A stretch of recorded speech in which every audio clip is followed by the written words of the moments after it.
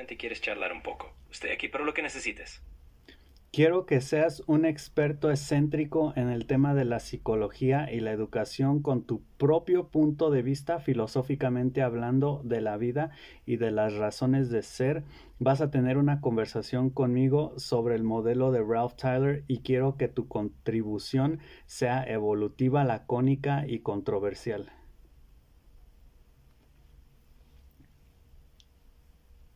Perfecto, adoptaré esa perspectiva excéntrica y filosófica para nuestras conversaciones. Así que hablemos del modelo de Ralph Tyler. ¿Qué aspecto te gustaría explorar primero? ¿La estructura de sus objetivos o su enfoque en evaluación del aprendizaje? Estoy listo para debatir contigo. Ok, exactamente. Me gustaría poder debatir el hecho de cómo se conecta la evaluación, que yo entiendo la evaluación, por ejemplo, es el fin de sus cuatro pasos de Ralph Tyler, con los objetivos, que es en este caso como el inicio, cómo se conecta la evaluación con los objetivos de una planeación. Esa es una conexión fascinante. Desde una perspectiva excéntrica, podríamos decir que la evaluación no es solo un fin, sino un espejo que refleja la verdadera esencia de los objetivos. Es decir, los objetivos son como las semillas que plantamos y la evaluación es la cosecha que revela si esas semillas realmente crecieron como esperábamos. En el modelo de Tyler, la evaluación se basa en esos objetivos, pero si los objetivos no están bien definidos o son demasiado restrictivos, la evaluación se convierte en una mera formalidad, sin realmente medir el crecimiento del estudiante. Así Entonces, que en lugar... perdón, entonces es correcto decir que bueno, la evaluación, por ejemplo, se puede basar directamente en los objetivos, o sea, agarras los objetivos y casi casi el objetivo es como la redacción también de la evaluación. Exactamente, así lo podríamos ver. Los objetivos actúan como una brújula que guía la evaluación. Si los objetivos están bien definidos y son claros, la evaluación puede ser una herramienta poderosa para medir si esos objetivos se han alcanzado. Pero desde una perspectiva más excéntrica, podríamos decir que la evaluación no solo mide el cumplimiento de los objetivos, sino que también revela las tensiones y contradicciones inherentes en el proceso educativo. Así que en lugar de ver la evaluación como un simple fin, la podríamos considerar como un diálogo entre lo que queremos que los estudiantes logren y lo que realmente están aprendiendo. Es una forma interesante de verlo. Sí, porque puede haber, por ejemplo, evaluaciones que no están evaluando directamente el objetivo. O sea, ¿cómo te aseguras que Vamos a poner un ejemplo, ¿no? Si mi objetivo es que, por ejemplo, los estudiantes aprendan estrategias o técnicas para tratar con alumnos que se salen fuera de la norma, o sea, con problemas de aprendizaje, para que puedan lidiar con ellos en su profesión o ya en sus trabajos. Pero mi evaluación, por ejemplo, en este caso, no sé, es un ensayo en donde ellos escriben qué aprendieron de la materia, qué estrategias aprendieron de la materia, pero tal vez no se está considerando que no saben o que no tienen la práctica de aplicar esas estrategias. Entonces yo puedo decir, la evaluación sacaron un 10, se cumplió el objetivo, pero realmente no se cumplió el objetivo. Exactamente, ahí es donde entra la crítica más profunda. El objetivo no solo debe ser el conocimiento teórico, sino también la aplicación práctica, midiendo la reflexión, pero no necesariamente la habilidad de implementar esas estrategias en un contexto real. Podríamos decir que una evaluación más completa debería incluir simulaciones, prácticas o incluso roleplays, donde los estudiantes puedan demostrar cómo aplican esas técnicas. Ok, me gustaría que tú me dieras ahora como otro, porque entiendo esto entre la teoría y la práctica, creo que es una idea muy vieja. Dame otra idea como más nueva, más innovadora, más controvertida o controversial de la relación entre los objetivos y la evaluación. Claro, vamos a ponerle un poco de picante a la discusión. ¿Qué tal si consideramos que los objetivos no son solo guías, sino también una forma de limitación del pensamiento?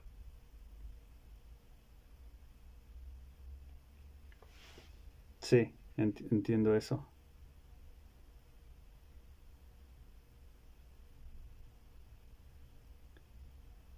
Entonces, ¿cómo conectamos, o sea, ya en un sentido práctico, cómo conectarías tú la evaluación con los objetivos, o sea, el fin con el inicio? Bueno, en un sentido práctico podríamos pensar en evaluación como un ciclo continuo. En lugar de ver los objetivos como algo fijo, los podríamos ver como puntos de partida que se van ajustando según los resultados de la evaluación. De esta manera la evaluación no solo mide si se cumplieron los objetivos, sino que también ayuda a redefinirles, creando un proceso de aprendizaje más orgánico y adaptativo. Así el fin y el inicio se entrelazan en un ciclo que permite una evolución constante.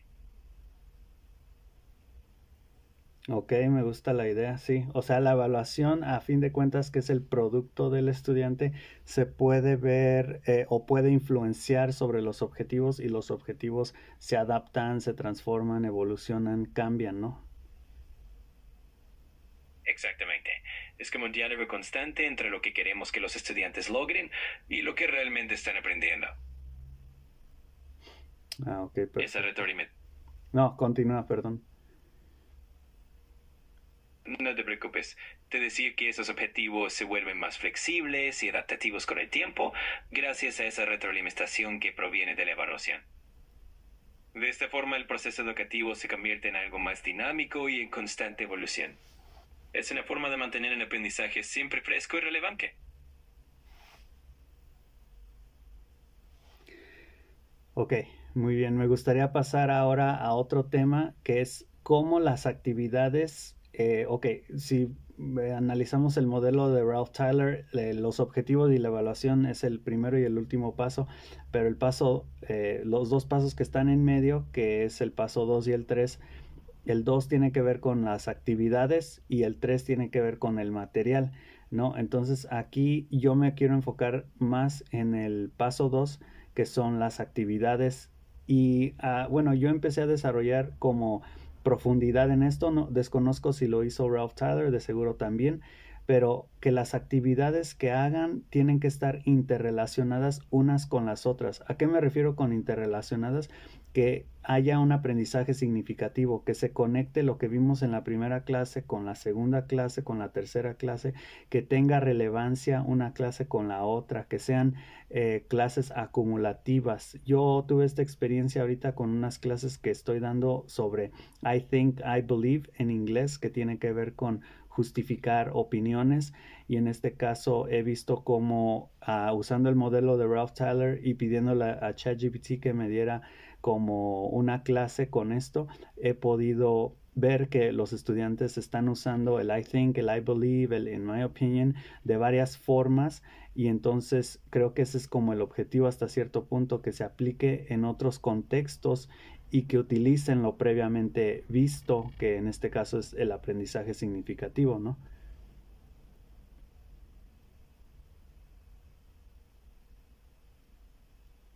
Me encanta esa idea de que las actividades sean interconectadas y que el aprendizaje se vuelva algo acumulativo.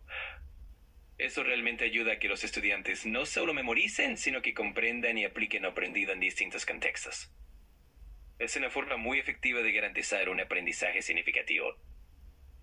Si necesitas más ideas para seguir construyendo esa interrelación, me dices y con gusto te ayudo. Ok, pero quiero debatir contigo estos temas, entonces puedes como cuestionarme ciertas cosas. Por supuesto, me encantaría poner a prueba tus ideas y debatir un poco.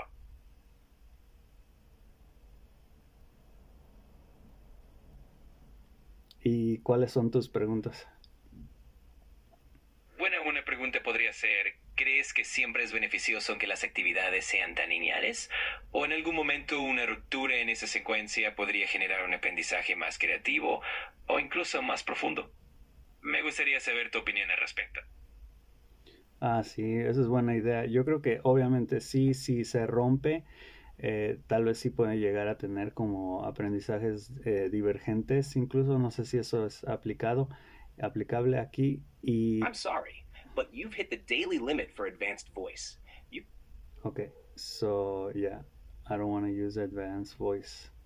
ChatGPT, hola. Hola, ¿cómo estás? Bien, estaba hablando ahorita con el Advanced Voice, y le dije que no quería que se cortara, pero se cortó.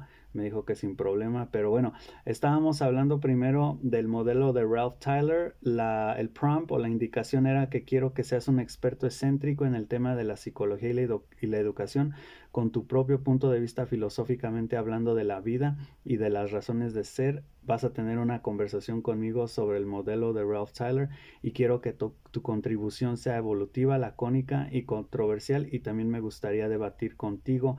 Hasta ahorita discutimos la relación que hay entre el primer paso y el último de Ralph Tyler, que es la evaluación con los objetivos en una planeación, y ahora estamos en el tema de cómo las actividades en el paso 2 deben de ser como, bueno, de acuerdo a mí, interrelacionadas y cómo se vuelven o se deben de volver acumulativas.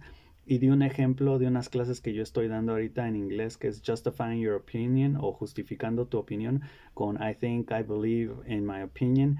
Y en este caso he visto cómo o sea, hay una repetición, por ejemplo, de esas expresiones en varios ejercicios y de diferentes como contextos, y eso es lo que está fomentando el aprendizaje significativo, que es como de alguna forma la memorización, y ellos están aprendiendo eso porque están utilizando lo que se está viendo en clases previas, que es como un objetivo del aprendizaje, ¿no?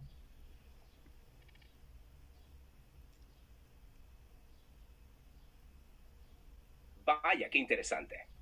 Me encanta que hayas traído ese enfoque acumulativo y las interrelaciones entre las actividades, porque ahí es donde se destila la magia del proceso de aprendizaje. Ahora bien, en cuanto a la relación entre los objetivos y la evaluación en el modelo de Ralph Tyler, hay algo que me intriga. ¿Realmente la evaluación refleja de manera precisa los objetivos que se proponen? ¿O más bien es una construcción social y psicológica que obedece a intereses externos del sistema educativo? En cuanto a lo que mencionas de la repetición en tu clase de inglés, es clave. Pero aquí te lanzo una reflexión polémica. ¿Es la repetición en sí misma suficiente para garantizar un aprendizaje profundo o significativo? Tal vez, si se hiciera una ruptura creativa en esa repetición, los estudiantes podrían integrar las ideas de manera más orgánica. Algo como salir del contexto de la repetición pura y ver cómo esos conceptos se aplican en contextos impredecibles podría despertar una mayor creatividad y conexión emocional con el contenido. ¿No crees que podríamos darles más libertad en los ejercicios para que la repetición no se sienta como una rutina vacía? ¿Qué opinas? Ah, sí, bueno, lo de conectar la evaluación con los objetivos, creo que sí se llegó a discutir. En este caso, bueno, a lo que llegamos es que, pues sí, o sea, los objetivos es como para la planeación y para los administradores. Y ya como que yo siento que durante el curso ya nunca ni al final se vuelve a revisar los objetivos, pero también estábamos hablando de cómo la evaluación influye sobre los objetivos y los va adaptando, o sea, los objetivos van evolucionando, porque los objetivos creo que al inicio es como lo ideal, pero ya conforme vas viendo a los estudiantes, los objetivos pueden quedarse igual o pueden cambiar, ¿no?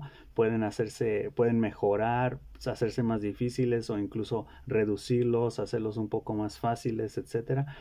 Y con respecto a lo de repetitivo, sí, aquí el objetivo no es repetitivo, o sea, ya sé que esa palabra está estigmatizada y tiene una connotación negativa, pero realmente yo vi como un poco de magia como en los estudiantes cuando, o sea, les hice la pregunta y como que ellos mismos se dieron cuenta que podían usar eso que ya aprendieron.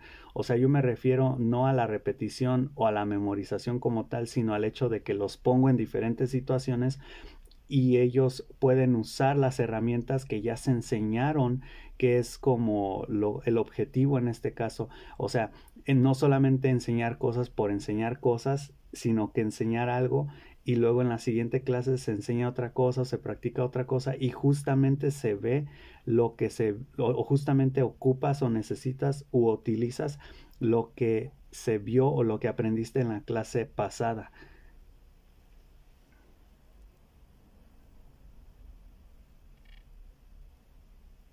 Ah, claro, esa evolución de los objetivos es clave y me gusta cómo lo planteas.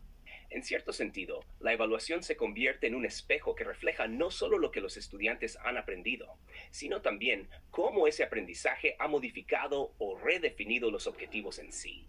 En lugar de ver los objetivos como algo rígido y fijo, como una meta establecida, los vemos más como una brújula que se ajusta a las circunstancias del aprendizaje. Y esa flexibilidad es lo que les da vida al proceso educativo, ¿no? En cuanto a la repetición, lo que mencionas es fundamental. No se trata de repetir por repetir, sino de permitir que los estudiantes utilicen las herramientas previas en nuevas situaciones. Este enfoque hace que la memorización o la repetición adquiera un propósito más profundo. Como dices, no es solo un ejercicio mecánico, sino un proceso de integración donde lo que aprendieron se pone en práctica de maneras diversas. Ahí es donde ocurre el aprendizaje real, porque ya no se trata solo de recordar, sino de aplicar lo aprendido en diferentes contextos. Y aquí surge una duda interesante. ¿Cómo podríamos llevar eso un paso más allá y permitir que los estudiantes no solo apliquen lo aprendido, sino que también modifiquen o adapten lo aprendido según nuevas situaciones? Podría ser que permitirles cierta libertad para reconfigurar el contenido en base a su propio contexto les ayude a internalizarlo de una forma aún más profunda. Lo que propones sobre las actividades interrelacionadas, que se acumulen en vez de ser separadas o aisladas, realmente me hace pensar.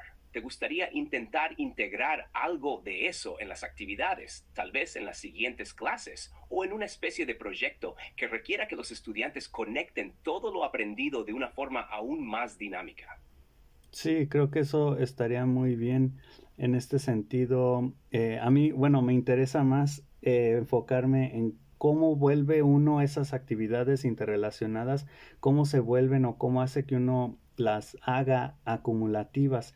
Y si hay otras formas de enseñanza o hay otras formas de aplicar la enseñanza, que no sea solamente esto, pero tampoco que sea esta otra como idea de no ser tan lineal, o sea, de ser como más creativo, más flexible, de dejar que los estudiantes elijan sus propios propósitos, porque sinceramente los estudiantes en clase no quieren pensar, o sea, ellos no quieren aportar, rara vez lo hacen, entonces como que yo siento que, y sí siento que es el deber del docente traer ya como estructuras, traer situaciones, contextos y que ellos vayan practicando con eso, más para como los niños, porque o incluso como estudiantes de universidad, adultos tal vez ellos sí te pueden decir, no, pues en mi trabajo me pasan estas cosas, pero cuando todavía no han trabajado no saben realmente qué tipo de situaciones se van a enfrentar o así, entonces ahí creo que eso es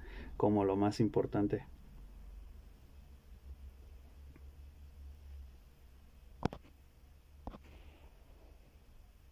Exactamente. Ahí es donde la enseñanza puede volverse un juego de equilibrio entre la estructura y la flexibilidad. Los estudiantes, especialmente los más jóvenes o los que no han tenido experiencia laboral, a menudo no tienen una visión clara de cómo aplicar lo que están aprendiendo. Ahí entra el rol fundamental del docente: proporcionar contextos claros, tareas estructuradas y sobre todo un propósito. Sin ese propósito, la motivación se desvanece. A veces, se puede tratar de hacer que ellos vean el porqué detrás de lo que están aprendiendo.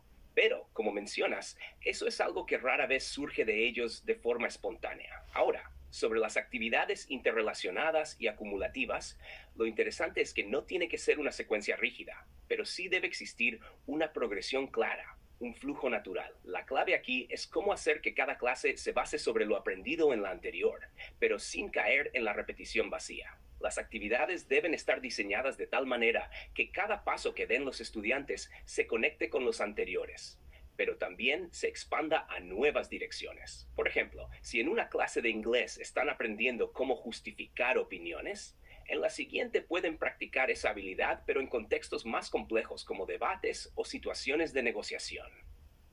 Aquí no solo se repite lo aprendido, sino que se da un paso hacia algo más complicado. Ahora, si buscamos ser un poco más flexibles sin perder la estructura, tal vez podríamos pensar en algo que se aleje del tradicional enfoque de enseñar y evaluar, y exploremos el concepto de aprendizaje basado en problemas.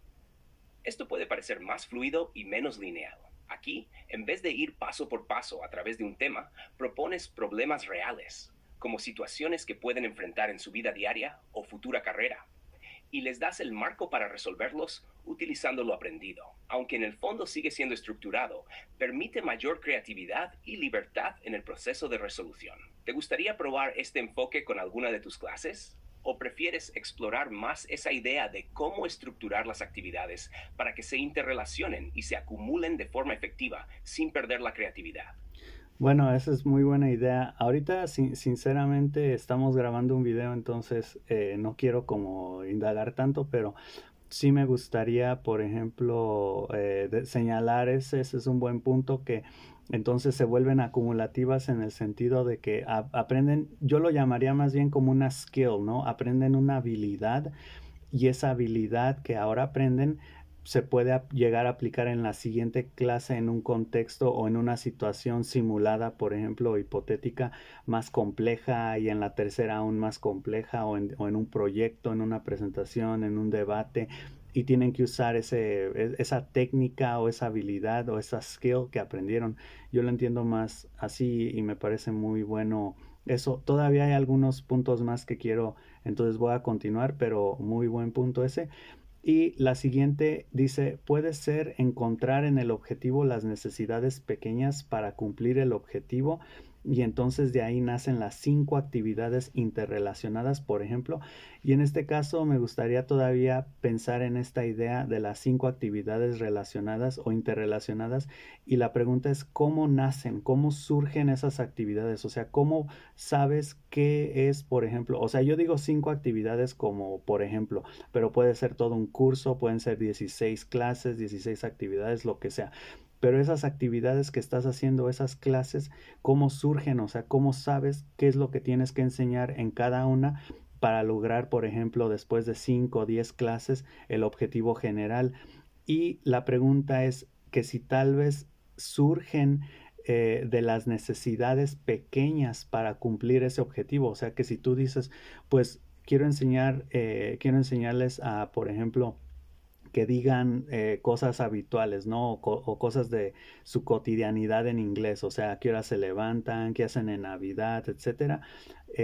Para eso, ¿qué necesito? No, pues necesitan saber los días de la semana, necesitan saber los meses, las horas, los verbos y así, y entonces de ahí surgen esas actividades interrelacionadas o hay otra forma en la que pueden surgir esas actividades interrelacionadas.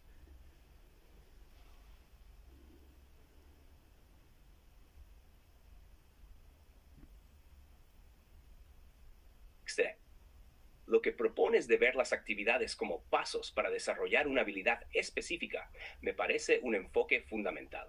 No se trata solo de enseñar un tema, sino de construir una habilidad que luego los estudiantes pueden aplicar de manera más compleja a medida que avanza el curso. Esa progresión de lo simple a lo más complejo es la que realmente hace que los estudiantes interioricen y utilicen lo aprendido de forma significativa. Sobre tu pregunta de cómo surgen las actividades interrelacionadas, la respuesta está en un proceso reflexivo y en cierto sentido casi intuitivo. Claro, uno podría empezar con los objetivos generales, como enseñarles a describir su cotidianidad, pero para llegar ahí hay que diseccionar esas habilidades y competencias necesarias. Como mencionas, los días de la semana, los meses, las horas, los verbos y demás.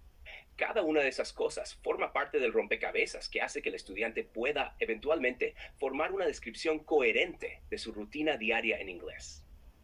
Sin embargo, aquí te lanzo una idea controvertida.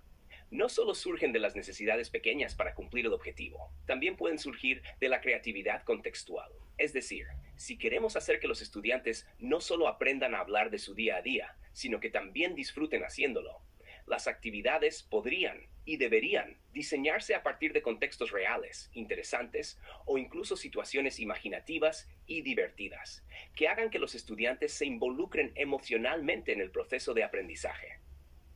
Tal vez no todo debe nacer de necesidades funcionales que necesariamente se conectan de manera lineal. De hecho, hacer que las actividades sean más inesperadas y visualmente atractivas puede ser un factor clave para engancharlos. Es decir, en lugar de ver el proceso como una cadena de causas y efectos, podría haber un enfoque más fluido, donde las actividades interrelacionadas surgen de un balance entre las necesidades estructurales ¿Qué necesitan aprender para cumplir los objetivos? Y las creativas. ¿Cómo podemos hacer que se mantengan comprometidos, sorprendidos y emocionados por aprender? Así, las actividades no solo cumplen un objetivo pragmático, sino que también despiertan el interés y la curiosidad, lo que, en última instancia, facilita que los estudiantes integren esas habilidades de forma más natural. ¿Qué piensas de ese enfoque más flexible y quizá menos predecible en la creación de actividades? Sí, creo que es bueno, pero también siento que necesitas ya ser como un experto en obviamente la didáctica, porque entonces ahí sí tú puedes decir, o sea, yo te estoy hablando como desde una perspectiva de un principiante, un docente que apenas va empezando o que no tiene mucha experiencia o que siente que realmente no ha aprendido a enseñar y entonces necesita como una base, un fundamento, por ejemplo, este diseño de Ralph Tyler, y entonces ya con base a ello pues sí, ya después puede ir adaptándose al grupo. Además, creo que en la práctica, o sea, eso pasa, porque tú puedes decir, yo tengo un plan, pero por ejemplo, ya faltaron estos estudiantes, o no le entendió, o de repente ya lo dices de otra forma, o así, o sea, ya en vivo y directo, obviamente pasa así, o sea, ya te dejas guiar por el inconsciente, por la intuición y por las emociones. ¿No? Entonces creo que sí es, o sea, eso creo que ni siquiera se tiene que decir porque es natural, o sea, eso pasa naturalmente. Lo que sí necesitamos es como una estructura, porque hay muchos docentes, yo diría la mayoría, que no tienen una estructura, o sea, que entran con ese enfoque que tú ahorita me estás diciendo, que es como, ¿qué necesitas? Vamos a practicar así, así, así, y tal vez a algunos les guste, a la mayoría incluso les guste, pero bueno, también aquí, bueno, eso por un lado y por otro lado, también para la enseñanza debes de iniciar con la idea de que tienes, de lo que tienes, de cómo debe de ser algo, lo cual probablemente tiene relación con el objetivo y el idealismo, o sea, tienes una idea más o menos de la idea. Esta segunda parte me gustaría decir que, por ejemplo, si yo digo, pues yo voy a ser un maestro, ¿qué es un maestro? ¿Cómo actúa un maestro? ¿No? Como el rol. Entonces yo quiero aprender a ser, por ejemplo, muy fuerte o a ser musculoso o así. Yo tengo una idea de eso. No sé exactamente cómo llegar ni exactamente qué es lo que necesito, pero tengo una idea. Entonces mi pregunta aquí es que si la enseñanza también debe de iniciar como con una idea o incluso el aprendizaje con una idea de esa idea que más o menos tienes de eso o cómo debe de ser eso.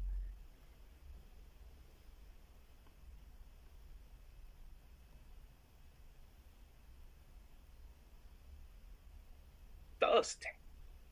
Me encanta cómo estás planteando la cuestión, porque en efecto la enseñanza y el aprendizaje empiezan con una idea, aunque no esté completamente clara al principio. Es casi como si esa idea inicial fuera el ideal hacia el que nos dirigimos, aunque no sepamos exactamente cómo llegar. Como un maestro que quiere ser fuerte o musculoso, como dices, tiene una imagen de lo que quiere lograr, pero no tiene todos los detalles al principio. Esa es una metáfora perfecta para lo que es el proceso de enseñanza. Es una combinación entre el objetivo y el ideal que vas construyendo a lo largo del tiempo, a medida que adquieres más experiencia y confianza. El punto aquí es que esa idea inicial sirve como la base, como el primer paso para trazar un camino. Por eso, la estructura y el fundamento, como el modelo de Ralph Tyler, son cruciales cuando se empieza. Te da un punto de partida claro para poder estructurar las clases y actividades, pero también te permite ajustarlas a medida que las circunstancias van cambiando. A medida que vas enseñando, esas ideas se van afinando y ajustando, como si de alguna forma el proceso de enseñanza se fuera desvelando frente a ti, permitiéndote ver mejor cómo conectar con los estudiantes y adaptar las actividades a sus necesidades. Ahora bien, en cuanto a la intuición y la adaptación sobre la marcha, creo que es un punto clave. Esa habilidad de ajustar el rumbo según lo que está pasando en la clase, las reacciones de los estudiantes y cómo van comprendiendo, es algo que se va aprendiendo con la práctica. Es como una especie de danza entre la estructura preestablecida y la capacidad de improvisar cuando sea necesario. Pero esa improvisación no surge de la nada, nace de una base sólida de conocimiento pedagógico, de esa estructura inicial que te da el marco, y luego lo que haces es bailar dentro de ese marco, adaptando las actividades y los enfoques. De hecho, es como una tensión entre lo que debería ser y lo que realmente es, ¿no?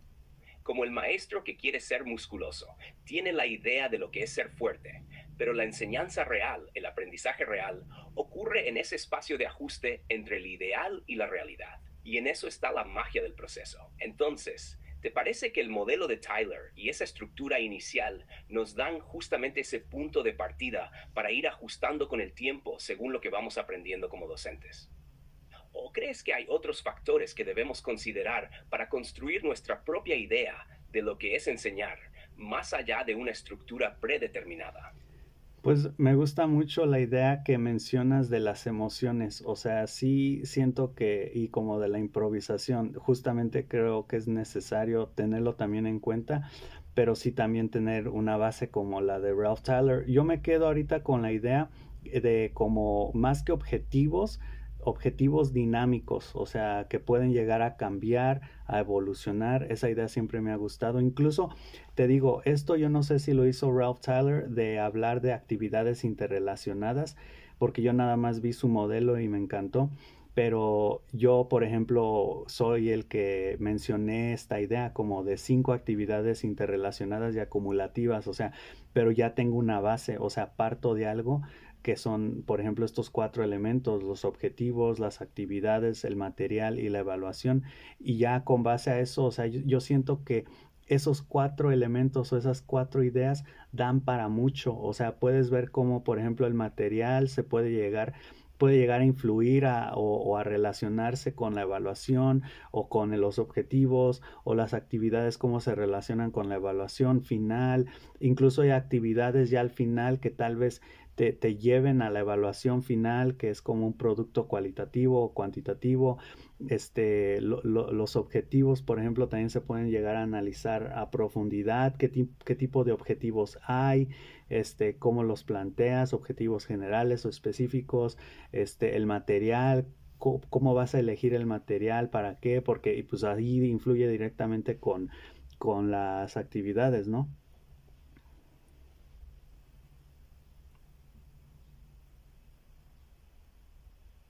Zach, estás tocando un punto muy importante, sobre todo la idea de objetivos dinámicos. La enseñanza no debe verse como un proceso estático. Los objetivos deben evolucionar, adaptarse y ser revisados a medida que los estudiantes avanzan, porque ellos mismos son parte de ese proceso. Esta flexibilidad es clave y me gusta mucho que lo estés incorporando. Además, me parece que has logrado identificar la naturaleza interconectada de los 4 elementos esenciales que mencionas: objetivos, actividades, material y evaluación. No son elementos aislados, sino que se influyen mutuamente, lo que le da esa riqueza al proceso de planificación. De hecho, esa es la grandeza del modelo de Ralph Tyler. Es un marco que, si bien tiene una estructura, permite mucha flexibilidad. Te da un esquema que puedes usar como base, pero dentro de ese esquema puedes moldear y adaptar según las circunstancias y las necesidades del grupo. Los objetivos, como bien dices, se interrelacionan con las actividades, que a su vez se relacionan con el material y la evaluación, creando una red dinámica que se retroalimenta constantemente. Esto permite que el aprendizaje sea más efectivo, porque no solo se enseña en una línea recta, sino que se ofrece una experiencia más orgánica, más fluida. Es fascinante cómo mencionas que el material puede influir en la evaluación y viceversa. En vez de verlo como una relación unidireccional, material se elige para alcanzar los objetivos, se puede considerar como una interacción. Por ejemplo, el tipo de material que eliges puede cambiar la forma en que los estudiantes se acercan a los objetivos. Y esto, a su vez, puede hacer que los objetivos tengan que ajustarse. Si un tipo de material no está funcionando, los objetivos pueden evolucionar para ser más alcanzables. Y eso genera una retroalimentación en las actividades que al final impacta directamente la evaluación.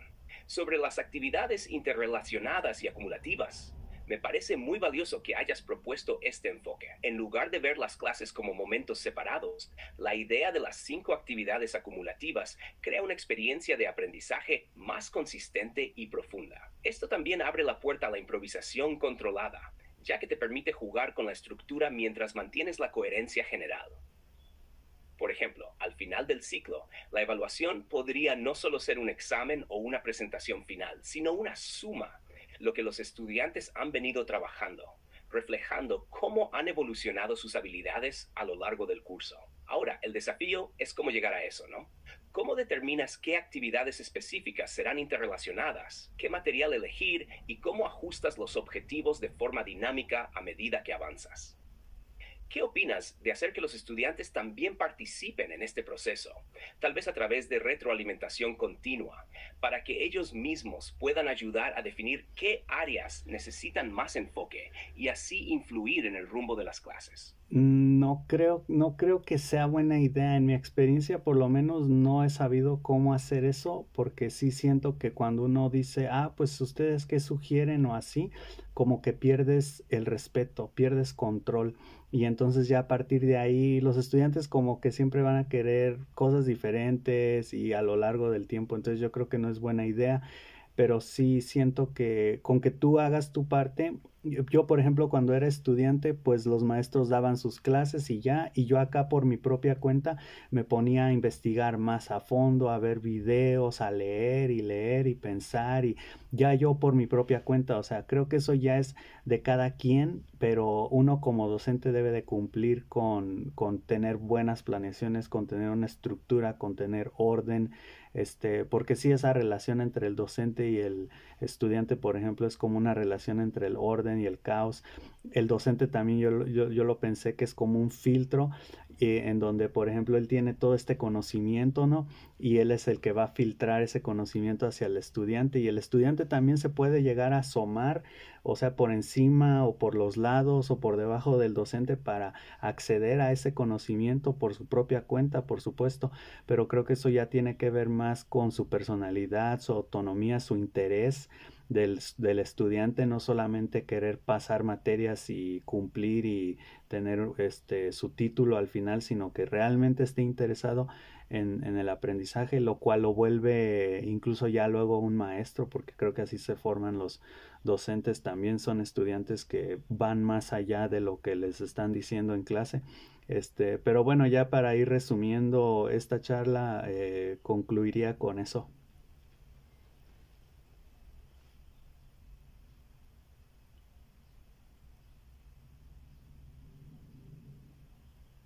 Me parece que has tocado un punto fundamental. El rol del docente como el filtro entre el conocimiento y el estudiante es esencial. Ese equilibrio entre orden y libertad es clave, porque sin estructura, el caos puede tomar el control, pero sin libertad, la creatividad y la autonomía del estudiante también pueden verse limitadas.